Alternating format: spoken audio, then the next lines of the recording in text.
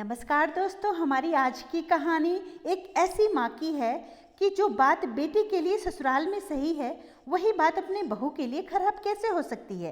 तो चलिए हम अपनी कहानी शुरू करते हैं। घर की चाबियाँ। जब से शीला जी अपनी बेटी अंशिका की शादी करके मुक्त हुई थी, तब से हर समय प्रसन्नचित दिखाई देती थी। उनके चेहरे से हमेशा उल्लास और सभ्यता का नूर टपकता रहता था। महरीन से कोई गलती हो जाए, दूध वाला दूध में पानी अधिक मिलाकर लाए अथवा झाड़ू पोछे वाली देर से आए, सब माफ था। अब वे पहले की तरह उन पर बरसती नहीं थी, छोटी छोटी बातों पर उनसे लड़ती झगड़ती नहीं थी। जो भी घर में आता उत्साह से उसे सुनाने बैठ जाती कि उन्होंने कैसे अंशिका की शादी की, उसे ससुराल में कितने अच्छे लोग मिल गए, लड़का बड़ा अफसर है, देखने में राजकुमार जैसा, फिर भी एक पैसा दहेज नहीं लिया। उसके ससुर तो कहते हैं आपकी बेटी ही लक्ष्मी है और क्या चाहिए हमें। ऊपर वाले की कृपा से घर में सब कुछ तो है, किसी बात की कमी नहीं, बस सुंदर सुसंस्कृत व सुशील बहू मिल गई, हमारे सारे अरमान पूरे हो गए। और जब बाद में शादी के बाद जब बेटी पहली बार ससुराल से आई तो कैसी हवा में उड़ी जा रही थी, वहाँ के सब हालचाल अपने घर वालों को सुनाती, कैसे उसकी सास ने इतने दिनों पलंग के नीचे पाँव ही नहीं धरने दिया। वह तो रानियों सी रही वहाँ, घर के कामों में हाथ लगाना तो दूर, वहाँ तो कभी मेहमान अधिक आ जाते तो सास दुलार से उसे भीतर भेजते हुए कहती, बेचारी सुबह से पाँव लगते लगते थक गई, नाते रिश्तेदार क्या भागे जा रहे हैं कहीं, जा बैठकर आराम कर ले थोड़ी देर। और उसकी ननद अपनी भाभी को सहारा देकर पलंग पर बिठा आती। यह सब जब उन्होंने सुना तो फुली नहीं समाई, कलेजा गज भर का हो गया। दिन भर चाव से रस लेकर वे बेटी के ससुराल की बातें पड़ोसनों को सुनाने में भी कहीं नहीं चूकती थीं। उनकी बातें सुनकर पड़ोसन को ईर्ष्या होती। वो अंशिका के ससुराल वालों को लक्ष्य करके मन में कहती, कैसे लोग फंस गए इनके चक्कर में, एक पैसा भी दहेज नहीं देना पड़ा बेटी के विवाह में, और ऐसा शानदार रोबीला वर मिल गया, ऊपर से ससुराल में इतना लाड प्यार। उस दिन उनकी पड़ोसन श्रीमती गीता जी उनसे मिलने आईं तो उसी उत्साह में सब सुना रही थी, लो जी, अंशिका को तो एमए बीच में छोड़ने तक का अफसोस नहीं रहा, बहुत पढ़ा लिखा खानदान है, कहते हैं एमए क्या, बाद में यही की यूनिवर्सिटी में पीएचडी भी करवा देंगे। पढ़ने लिखने में तो हमारी अंशिका हमेशा ही आगे रही है, अब ससुराल भी कद्र करने वाला मिल गया, फिर क्या अंशिका नौकरी करेगी जो इतना पढ़ा रहे हैं। गीता जी ने उनके उत्साह को थोड़ा कसने की कोशिश की, नहीं जी, भला उन्हें क्या कमी है जो नौकरी करवाएंगे, घर की कोठी है, हजारों रुपए कमाते हैं हमारे दामाद जी। बड़े ही अभिमान से शीला जी ने सफाई दी, तो अंशिका इतना पढ़ लिख कर क्या करेगी, बस शौक, वो लोग आधुनिक विचारों के हैं ना, इसीलिए। पता है ना आपको, अंशिका बताती है कि सास ससुर और बहू एक टेबल पर बैठकर खाना खाते हैं, रसोई में खटने के लिए तो नौकर चाकर हैं और खाने पहनने को तो ऐसे शौकीन हैं कि पर्दा तो दूर की बात है, मेरी अंशिका तो सिर भी नहीं ढकती ससुराल में। अच्छा ऐसा है क्या, बड़े ही आश्चर्य से गीता जी शीला जी से कहा, मगर शादी के शुरुआती दिनों में ही लड़की ससुराल में सिर तक न ढके, यह बात उनके गले से नहीं उतरी। फिर बड़े ही चाव से शीला जी ने आगे बोली, शादी के समय तो अंशिका कहती थी कि मम्मी मेरे पास इतने ढेर सारे कपड़े हैं, तरह तरह के सलवार सूट, मैक्सी और गाउन सब धरे रह जाएंगे, शादी के बाद तो साड़ी में गठरी बनकर ही रहना होगा, पर संयोग से ऐसे घर में गई है कि शादी के से पहले बने सारे कपड़े काम में आ रहे हैं।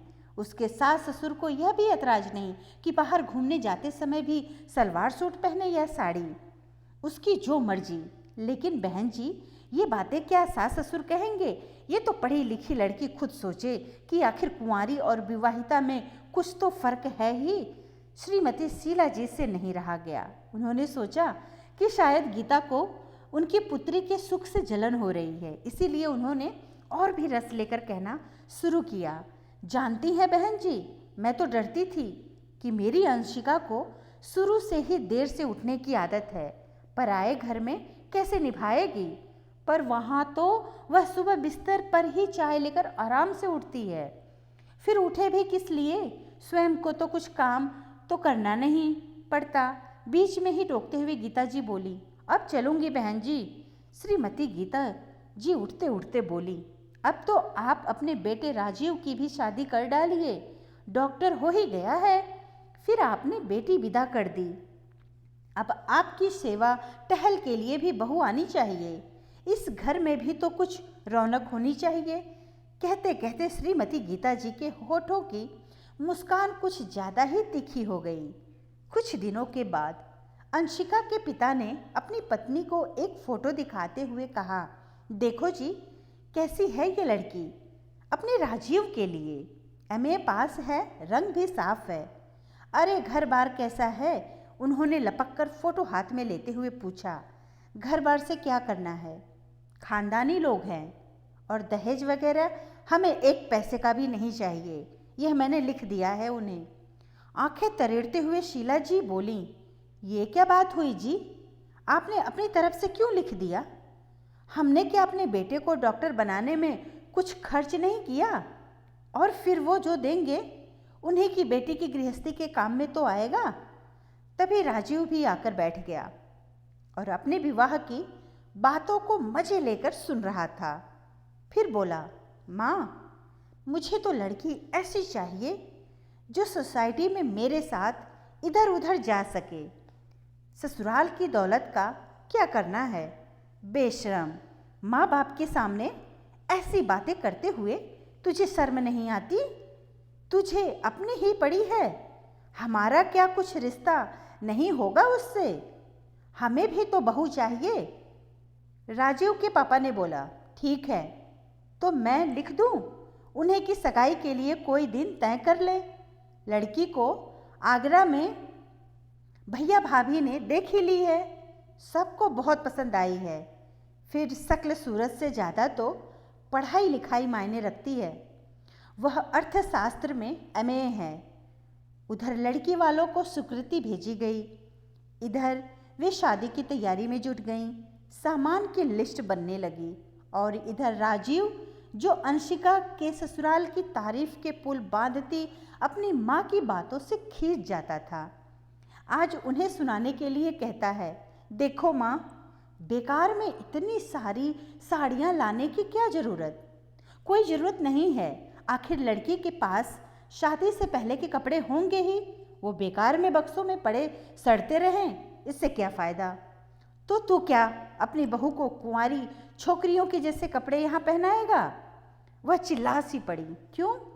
जब जीजा जी अंशिका को पहना सकते हैं तो क्या मैं नहीं पहना सकता? इस पर शीला जी महसूस कर रह गई। इतने चाव से साड़ियाँ खरीद कर लाई थीं, सोचा था कि सगाई पर ही लड़की वालों पर अच्छा प्रभाव पड़ जाए तो वो बाद में थोड़ा ध्यान रखेंगे और हमारी हैसियत व मान सम्मान ऊंचा समझकर ही सब कुछ करेंगे। मगर यहाँ तो बेटे ने सारी उम्मीदों पर ही पानी फेर दिया। रात को सोने के लिए बिस्तर पर लेटी तो कुछ उदास थीं। उन्हें करवटें बदलते देखकर पति बोले, सुनो जी, अब घर के काम के लिए एक नौकर रख लो। क्यों? वो एकाएक चौंकी। हाँ, क्या पता तुम्हारी बहू को भी सुबह 8 बजे बिस्तर पर चाय पीकर उठने की आदत हो तो घर का काम कौन करेगा? अब बहू के रहते घर में आपसे बोलेंगे चाय बनाने के लिए तो अच्छा नहीं लगेगा ना? इतना सुनते ही वो सकपका गईं। सुबह उठी तो बेहद शांत और संतुष्ट थीं। पति से बोली, तुमने अच्छी तरह लिख दिया है ना जी? जैसी उनकी बेटी वैसी हमारी। दान दहेज में एक पैसा भी देने की जरूरत नहीं है। यहाँ किस बात की कमी है? मैं तो बहू के आते ही घर की चाबियाँ उसे सौंप कर अब आराम करूँगी। पर माँ जरा ये तो सोचो, वह उच्च श्रेणी में एमए पास है, क्या पता आगे भी पढ़ना चाहे या कुछ और करना चाहे। फिर ऐसे में तुम घर की जिम्मेदारी उस पर छोड़ दोगी तो वो आगे पढ़ कैसे सकेगी? उनकी समझ में नहीं आया कि एकाएक क्या जवाब दें। कुछ दिन बाद जब अंशिका ससुराल से आई तो वे उसे बात बात पर टोक देती थी, क्यों रे, तू ससुराल में ऐसे ही सिर उघाड़े डोलती रहती है क्या? वहाँ तो ठीक से रहा कर, बहुओं की तरह, और अपने पुराने कपड़ों का बक्सा यहीं छोड़कर जाना। शादीशुदा लड़कियों को ऐसे ढंग नहीं सुहाते। अंशिका ने जब बताया कि वो यूनिवर्सिटी में दाखिला ले रही है तो वो बरस ही पड़ी। अब क्या उम्र भर पढ़ती ही रहेगी? थोड़े दिन सास ससुर की सेवा कर, कौन बेचारे सारी उम्र बैठे रहेंगे तेरे पास? यह सब माँ के मुंह से सुनकर अंशिका आश्चर्यचकित उनको एकटक देखती रही थी कि माँ को क्या हो गया है।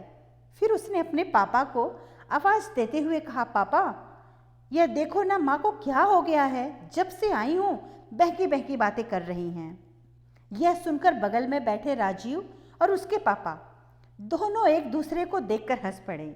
धन्यवाद दोस्तों, कहानी अच्छी लगी तो लाइक और सब्सक्राइब जरूर करिएगा और कहानी अपने दोस्तों को भी जरूर शेयर करिएगा।